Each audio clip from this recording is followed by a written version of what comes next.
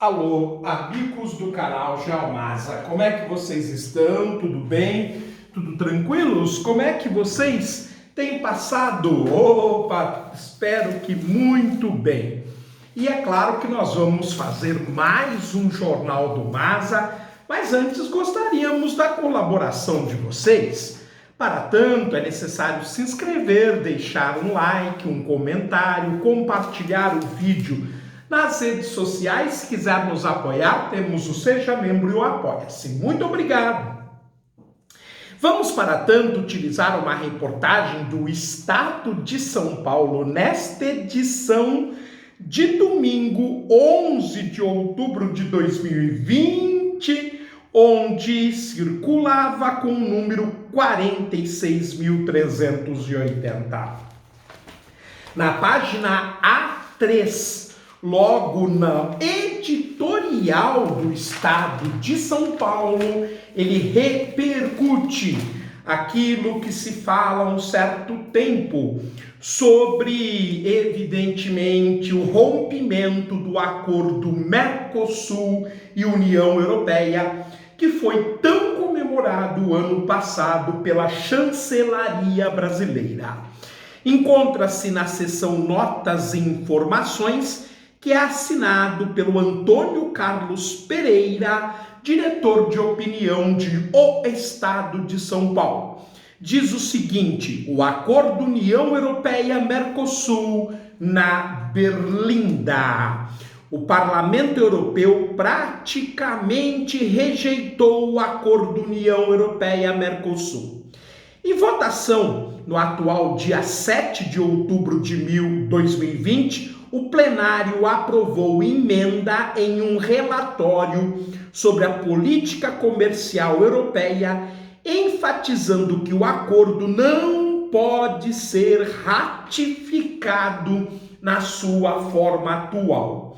E uma das condições da União Europeia para assinar esse acordo bilateral União Europeia-Mercosul seria a política ambiental, sobretudo em relação à preservação da Amazônia e dos demais biomas brasileiros. No entanto, o governo atual vai no sentido contrário. Foram 345 votos a favor, 295 contra e 56 abstenções. O texto final retirou uma menção à política ambiental de Jair Bolsonaro, mas é evidente que esse é o X da questão. A emenda sinaliza o risco a que Bolsonaro está expondo o Brasil e seus aliados no Mercosul. Mas a atitude das lideranças europeias também põe em risco a credibilidade da União Europeia. A irresponsabilidade de Bolsonaro é inaceitável sob qualquer ponto de vista. Do ambiental, por óbvio, mas não menos do econômico. Para que faça uma ideia, o Produto Interno Bruto brasileiro, em janeiro de 2019, era de 3 trilhões e 700 bilhões de dólares. Atualmente, ele decresceu para 2 trilhões de dólares. Uma queda em menos de 2 anos de inacreditáveis 50% do produto interno bruto. Claro que isso não pode ser atribuído somente à pandemia. A pandemia reduziu o produto interno bruto do Brasil em 11,5%. Portanto, há muito percentual que deverá ser explicado, apesar do aproveitamento da atual pandemia. O antagonismo ideológico entre ambientalismo e capitalismo já foi inexoravelmente enterrado no passado. Hoje, a pressão mais forte a favor da sustentabilidade vem do próprio capital. Haja vista a agenda de instituições como o Fundo Monetário Internacional, o Banco Mundial ou o Fórum Econômico Mundial, e mais particularmente as demandas de fundos trilionários por um comando energético ou enérgico aos desmatamentos. Dito isso, não é admissível que políticas comerciais de Estado negociadas durante 20 anos possam ir pelos ares, pelos desmandos de um governo de turno. Recentemente, o vice-presidente da Comissão Europeia, Valdis Dombrovskis, enfatizou em pronunciamento no parlamento que é preciso encontrar soluções duradouras para a região amazônica antes da ratificação do acordo. Então está muito claro que se o Brasil não mudar a sua política ambiental, ele vai ficar cada vez mais isolado no cenário internacional. E não há justificativa para aquilo que o Brasil está fazendo com o meio ambiente. Por exemplo, se planta soja na periferia amazônica para ter um lucro de R$ 1.200 por hectare ao ano. No entanto, embaixo da floresta desmatada, nós temos em água o equivalente a 32 milhões de dólares por hectare. Logo, a floresta dá muito mais dinheiro em pé do que desmatada. Apenas devemos ser inteligentes, competentes para poder utilizar corretamente os nossos recursos. Resta saber se há competência e conhecimento por parte das autoridades sobre isto, sobre esta informação que eu estou lhes passando. Perfeitamente. Quais? As autoridades falam em metas concretas de desmatamento, mas não propõem nada concreto. Entre os anos de 2002 e 2004, quando o acordo começava a ser negociado, a taxa de desmatamento na Amazônia era em média de mais de 25 mil quilômetros ao ano. Já entre 2017 e 2019, em que pese a tendência de aumento, a média do desmatamento foi 3 vezes menor, de 8 mil quilômetros quadrados. O próprio acordo estabelece que as partes não reduzirão seus padrões ambientais para promover negócios ou atrair investimentos. O padrão do Brasil é alto. O país aprovou em 2012 um código florestal dos mais ambiciosos do mundo, que prevê, entre outras coisas, que os proprietários da Amazônia são obrigados a preservar 80% de sua propriedade às suas custas.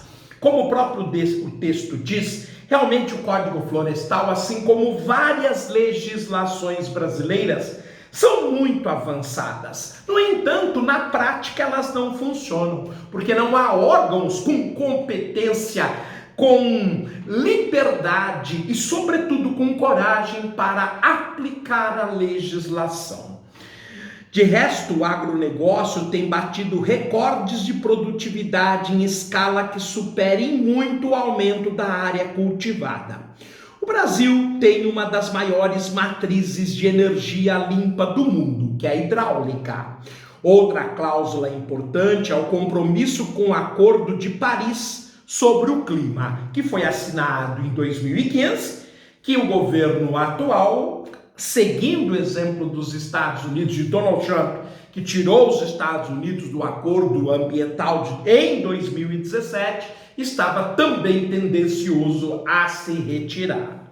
O Brasil talvez não esteja fazendo mais do que a média dos outros signatários, mas com todos os percalços, certamente não está fazendo menos. Nada disso justifica o descaso de Bolsonaro com o meio ambiente, nem a incompetência de seus quadros, nem suas flagrantes mentiras sobre o estado da questão, nem o desassombro com a insulta a autoridades globais que não são da sua laia ideológica, tampouco deslegitima as apreensões do europeu com os destinos da Amazônia. O homem parece estar selando, por incompetência, por falta de razão, um acordo que poderia nos dar uma outra perspectiva econômica. Dá-lhe crise nos próximos 2 anos. mas espera-se de futuros parceiros que costuraram durante 20 anos a sua aliança uma atitude mais cooperativa e propositiva. De resto, tem razão os ministérios das Relações Exteriores e da Agricultura quando advertem que a não ratificação do acordo, ao reduzir o horizonte de investimentos e desenvolvimento sustentável para os povos amazônicos, pode agravar ainda mais os problemas ambientais da região. As leis estão caindo, muito está se fazendo no sentido de validar, inclusive, a grilagem criminosa de terra na região. Um acordo desta envergadura é obra de estados, muito mais que de governos. O Brasil é maior que Bolsonaro, como prova o seu histórico ambiental nas últimas décadas. Mas isso não basta. Agora, os outros poderes da República e a própria sociedade civil devem impor uma pressão máxima, sem tréguas, para que o governo apresente um plano efetivo para frear o desmatamento e reduzir as emissões de gases de efeito estufa em 37% até 2025, em comparação com os níveis de 2005. Particularmente, o Jornal do Maza não acredita que isto será atingido, sobretudo por este governo, mas em hipótese alguma. São duas exigências do acordo que serão cobrados à delegação diplomática prevista para ir à Europa em novembro. Mas espera-se dos europeus que também façam sua parte. Mais propostas e menos ameaças será um bom começo. Pois é, gente, nós então informamos em que pé que está o Acordo de Livre Comércio União Europeia e Mercosul. Ficamos por aqui, a qualquer momento podemos voltar com mais uma edição do seu Jornal do Maza. Muito obrigado, fiquem bem, eu os aguardo proximamente. Tchau, gente, muito obrigado.